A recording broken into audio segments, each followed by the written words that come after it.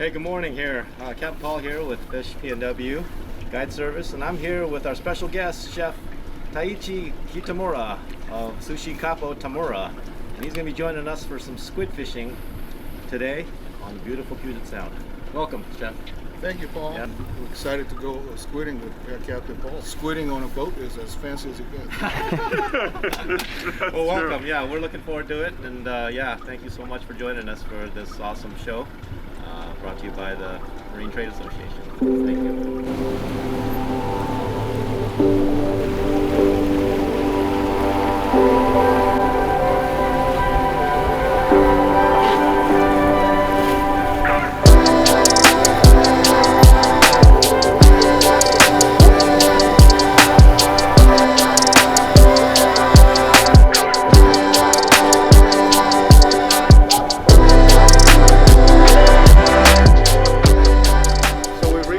Destination here, so I'm looking between 40 to 50 feet of water. We've got a tide that's coming in.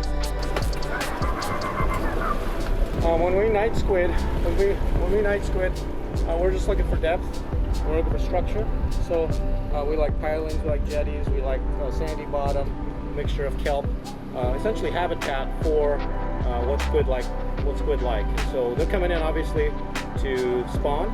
So they're gonna find their mates. They're gonna deposit their eggs on the bottom, and then they're hungry too. So similar to salmon. So is there a certain depth that they're?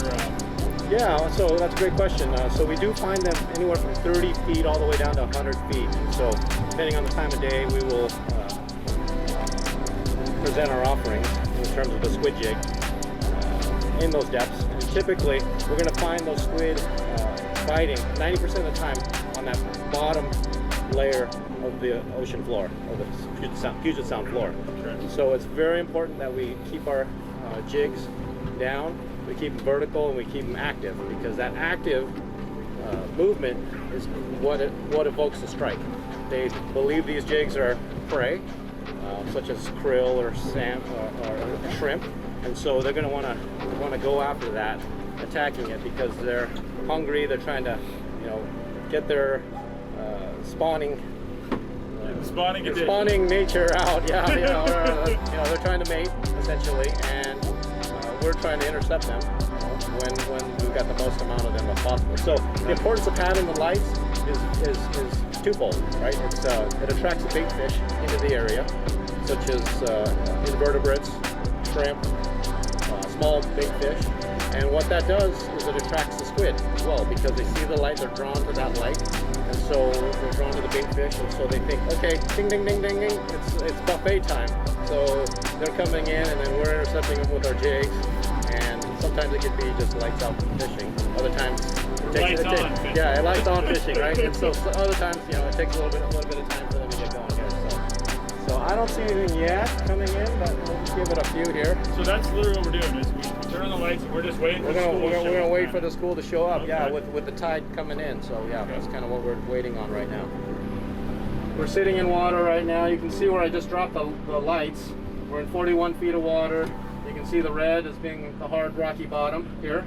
And then we'll start seeing like a carpet of squid showing up, and they will appear much different than herring or salmon will look like on the sounder. So you see these squiggly lines that are starting to show up here? I believe that could be squid showing up for the party here. So we'll give them a little bit. I want to get that building a little bit more and see if those are squid indeed, or if that's just kelp or debris that's just kind of floating by with the tide here. But you can see all the squid that are kind of coming into play here. So they're building, so they're attracted to that light. We got the transom lights on, we've got the overboards lights, and then we got the overheads above surface on, and you can see they're anywhere from 30 feet all the way down to the bottom, and I know that's squid because very, very characteristic. So we're gonna get rigged up here and get Chef hooked up, and hopefully we can get a few onto the boat. Squidding is actually technically open all year round. So the Department of Wildlife and Fish and Game, they regulate the season, but it is technically open all year round. We have two distinctive runs of squid. There's a summer run that usually starts in June, goes out until August. But my favorite and our guest favorite are the winter runs, which is happening right now. usually the months of October, November, December, and then sometimes into January, we get a much nicer class of squid, anywhere from 8 to 12 inches that we're seeing. So very worthwhile to get out and chase these beautiful creatures of our Puget Sound here, because they're a lot of fun to catch and even better, tastier to eat. Yeah. See this? These are all squid. Yep. Okay, so let's the get party good. is starting. Yes, sir. Yeah. So let's get Chef rigged up here. So we're going to be using pretty ultralight gear here, and so obviously the most important thing is going to be the squid jig. So these are actually weighted. They're made with lead. It's got a lead core with a mylar outer shell. There's glow elements as well as UV that are incorporated into these jigs. Okay, so there's a set of umbrella hooks here, so it's much different than actual fishing.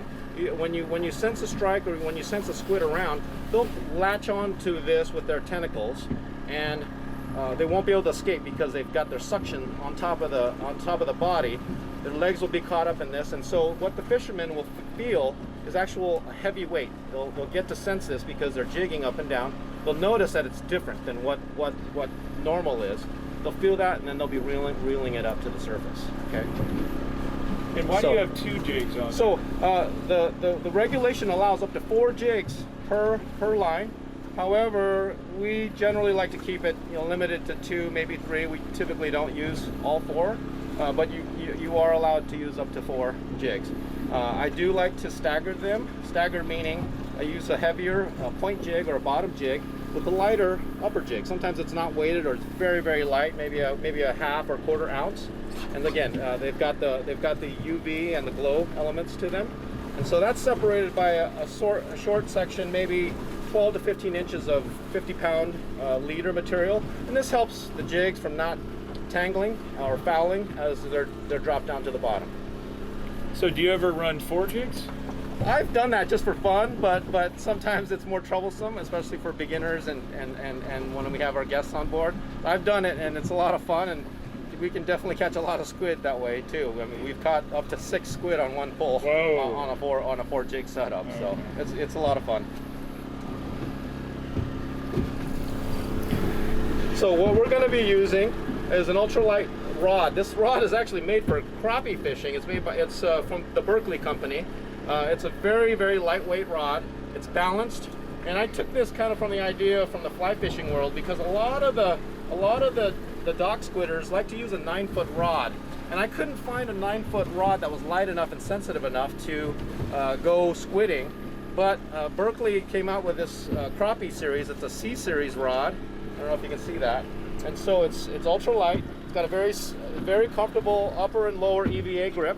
And so instead of having a fly rod typically end right here and using a spinning reel on that, we've got this butt section that we can use as leverage, to use both hands to jig with, versus just one hand and then causing a lot of fatigue or a lot of repetitive motion to it. So we're gonna get set up, and then we're gonna let Chef do some fishing here, and we're gonna see if we can find some squid here. So I'm gonna open this up. Reel. And when you reel up, don't bring the jig all the way to the tip, okay? When you see that top jig, just lift the whole rod to the whole tip towards you.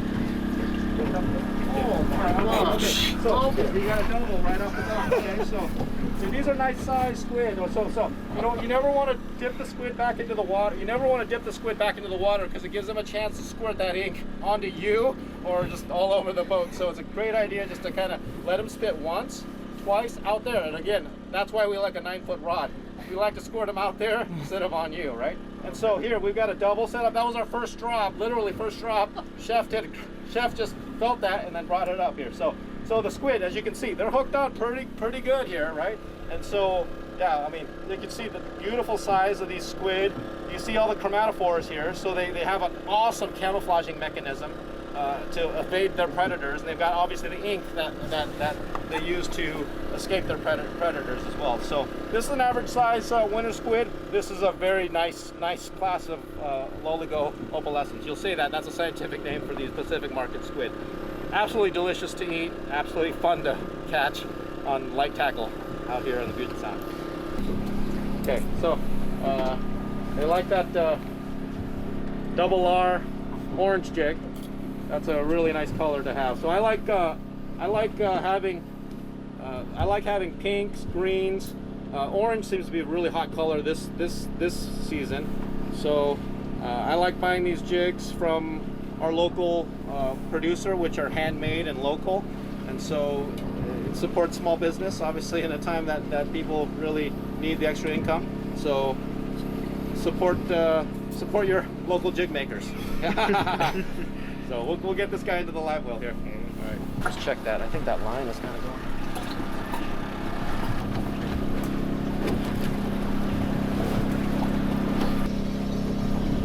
Put it on. For that orange again, they're really liking that color this year. I can just empty it right in the bucket and send it right back down. So it's just like boom, boom, boom. When the light's on and the squid are around, there's no stopping or slowing down. It's a lot of fun for people who are used to traditionally trolling for salmon. For Chef's got one here too. There you go.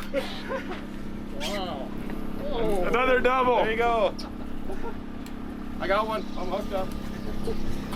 All right, here we go. All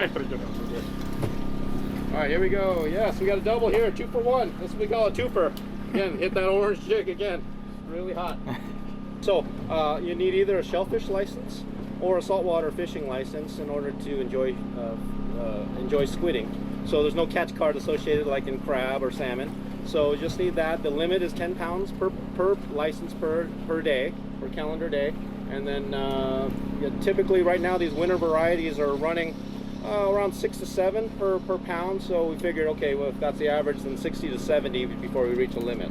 So this is a medium-sized squid right here, and so yeah, but still excellent table fare. Chef's hooked up over here too. As well. There you go. Nice job. That's a big one. That's a good Wow. one. You want to put that one in the live well there? So I'll know that there's a squid on because of that up-down jigging action, because I know exactly what that weight is doing. And so once there's a difference in that, it'll feel like it's almost dead weight to it. And so sometimes I can even feel the squid pulsing as as they've grabbed onto those jigs, they're trying to swim away from it, but then they can't, obviously, because of those umbrella hooks that are impaled into the tentacles here. So nothing going on the screen right now. They're just seem to be a little fickle, but I know it should improve here. Nice, nice. Bring it up quick, drop it out. So it's kind of like fly fishing. There's a timing and tempo to it. Right? Squid on, squid on. There we got Chef on over here. All right, good one in here. Perfect. Here we go. Yeah, this is like a commercial industrial LED. It's a Cree LED. This particular light is a 500 water. You can see the size of those heat sinks on that because it puts off an enormous amount of light. We were running over 100,000 lumens on this boat, just with these lights set up. So, my philosophy is the better the light, the stronger the action is. And you can see that right there, that orange jig, 2 for 1 right there. Squidding again. You can see when the action's really hot, it doesn't take long to reach your limit. So it's a lot of fun and it's engaging. It's great for kids. It's great for people who normally think of fishing as like a boring thing to do, right? Because everyone's got a rod and reel, everyone's engaged. It's very visual, and you see it out here, and obviously you're out here on the beautiful Puget Sound. Chef's hooked up here, it looks like. I'm hooked up here, so we got a twofer. Oh, nice. Yes, sir. There you go. They're good size. Nice. Yeah. There you go. Squid on. You can lean up against that combing pad if you need a little more stability there. Perfect. Perfect. There we go. That orange again. That's a hot color this winter. Perfect. Go ahead and open it up and send it back down.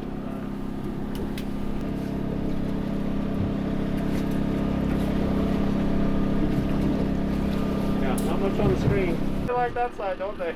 Woo! Woo! Nice job, Chef. Those little baskets can be purchased from the dollar store, and then what it does is it allows the salt water and the ink to drop down below, so you're not weighing.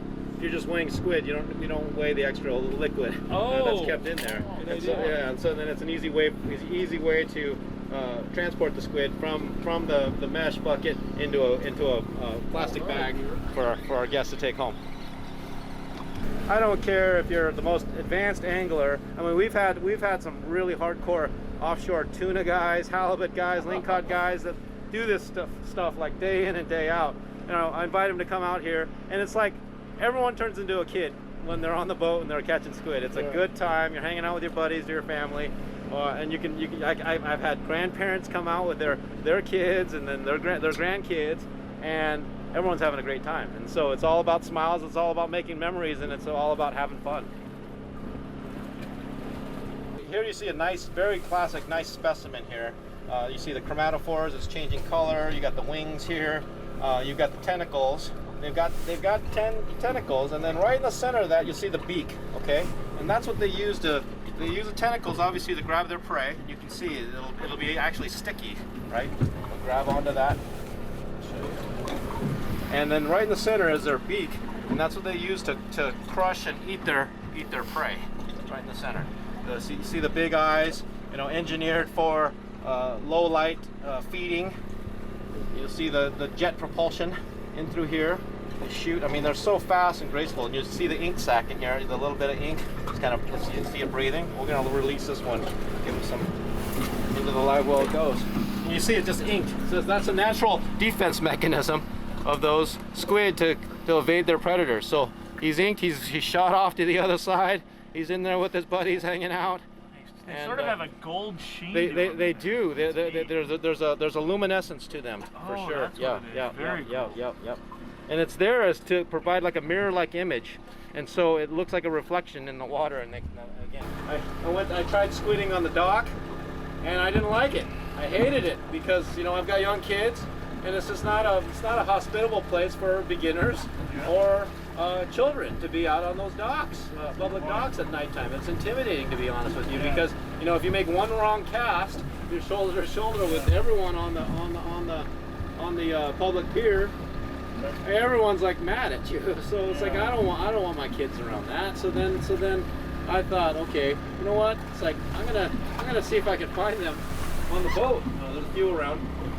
I'm gonna see if I can find them on the boat, and I did that about this time last year. I took my family out, my wife and 2 boys, and we had an absolute blast catching them. It was the adventure of going out on the boat. Exactly. At night, too, was awesome. Exactly. Yeah. It's just like the best memories are made on the boat, in my opinion. Right? Yeah. There's no bad days when you're on the boat.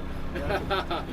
So we love the water. We love getting out, and obviously spending time together. And if we're catching crab or flounder or squid, then we're having a great time, right? So I thought, hey, this is I'd love to share this joy with others, right? And so that they can experience it, because a lot of people don't even know that squid are around our area.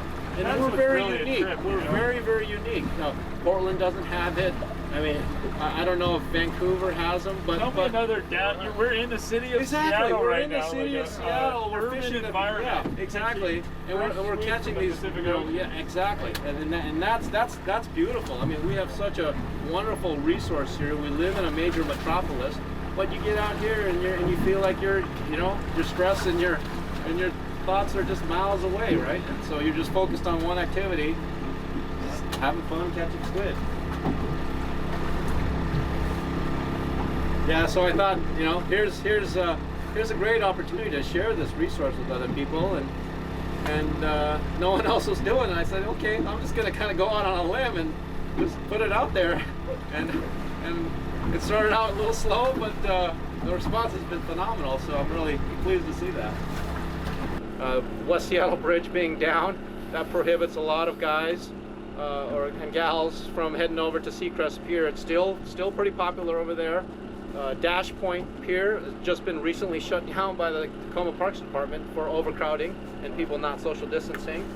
Fights breaking out because of, you know, people spots getting on the out rails, there for territory. Spot? Yeah, they want their territory, because there are certain spots of the public dock that end up squid fishing better than other parts, right? And so you get very, you know, you get those dock personalities. And again, I don't want to be surrounded with that. You know, number one, from a safety standpoint. Number two, you know, like why fight someone? I'd rather just be out on my own and then sharing these experiences on the boat. So it's a blast.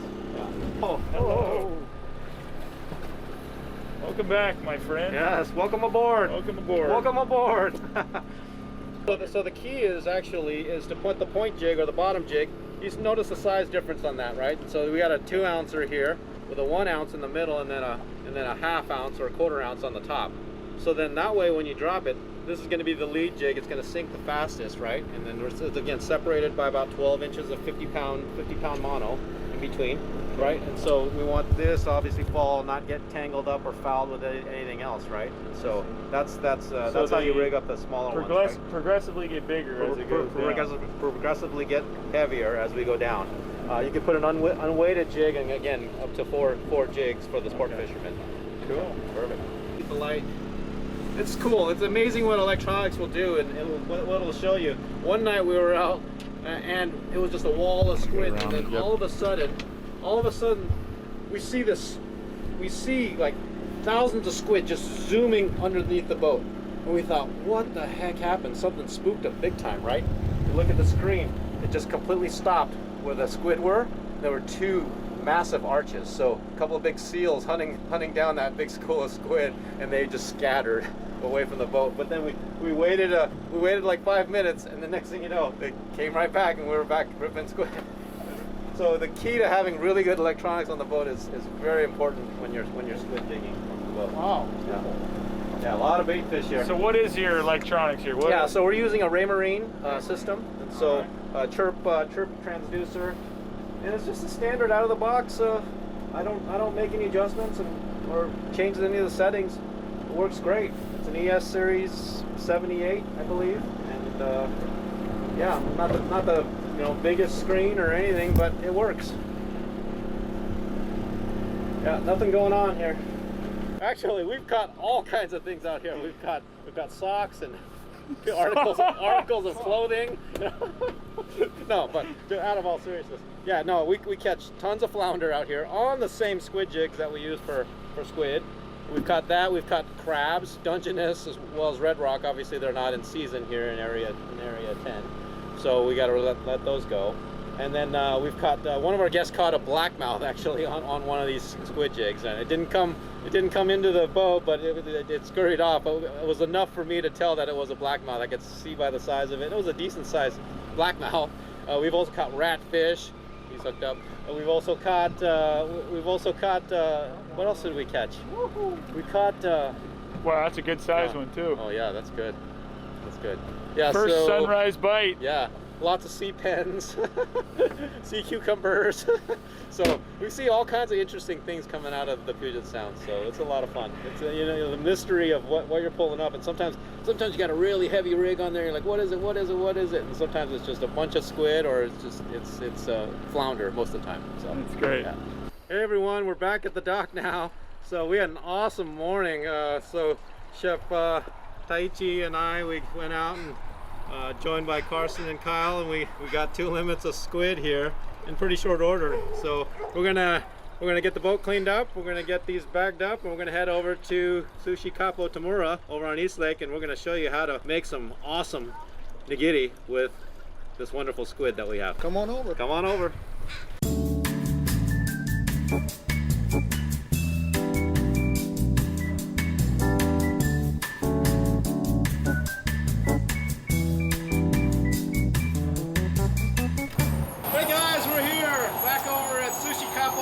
Located in East Lake neighborhood of Seattle. So we're here, the chef's here getting ready for some Ika nigiri. So why don't you guys come on in. Good morning everyone, we're here over at Sushi Kapo Tamura on East Lake. I'm here with executive chef Taichi Kitamura. We're here, we're going to show you how to clean the squid that we caught this morning and how to prepare it into several dishes. So thank you so much for hosting us and having us here this morning. You're very welcome. Yeah. All right. So basically, I like to use, everyone has a different method of having to clean it, but I like to use scissors. Okay. And so it just goes a lot quicker, especially if you've got an assembly line. and a helper to help guide the process. So once you got your bag of squid or the squid that you've harvested, simply like to just go through easily. Right in front of the eyeball, I like to just take a snip, cut right there, and then you'll notice that there's a beak, a hard beak right in the center. We saw that on the video. I like to squeeze that out, and then you end up with a nice tentacle over here. Now the body, you'll notice on the belly side of it, you'll see a hard, clear plastic piece. We call that the feather.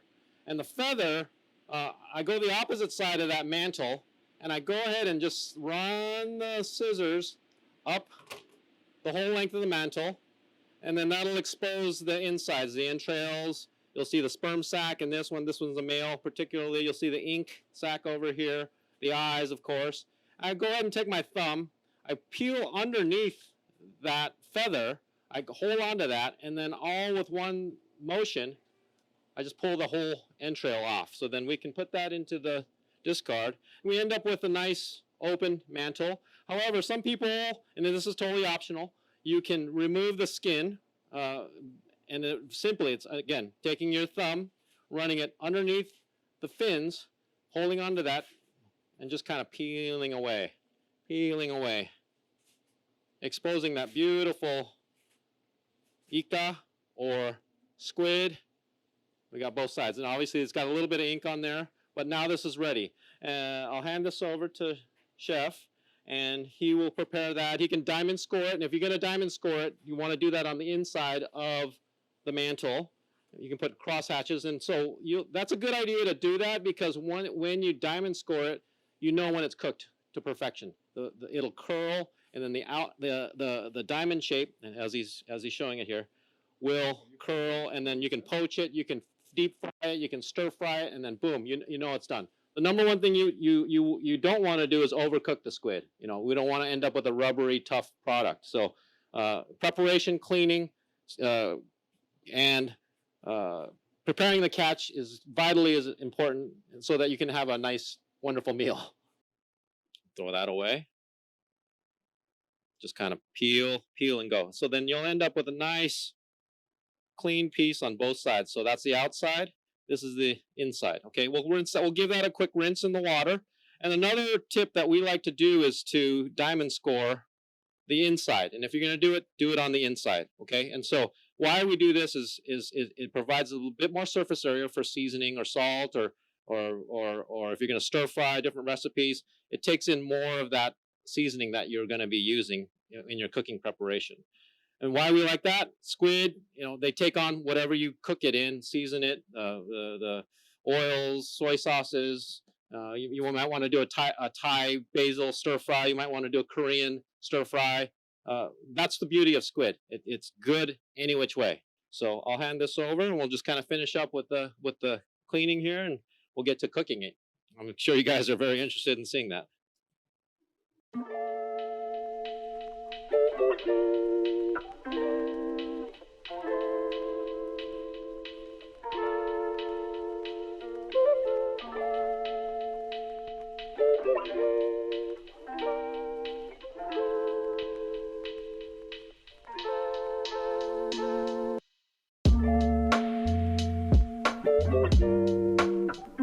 Hey, so I just learned something really unique and different that I never even knew about. So Taichi is going to be showing there's an inner membrane actually inside the mantle, and he says for a nigiri preparation, it's best to peel that inner lining out so that you end up with a very clean, soft, and tender product, because we're going to be enjoying this part raw. So I'll just hand that over to Chef Kitamura. So use a dry, nice towel like this, and then you take off. That's right. Small membrane like that. Beautiful. See that? And you just got to do your best and take as much skin membrane off as possible. Okay. See how nice, pure white like this? This is what you want when you're doing sushi. Okay, and there's another layer of skin on the outer part too, which I am going to peel off.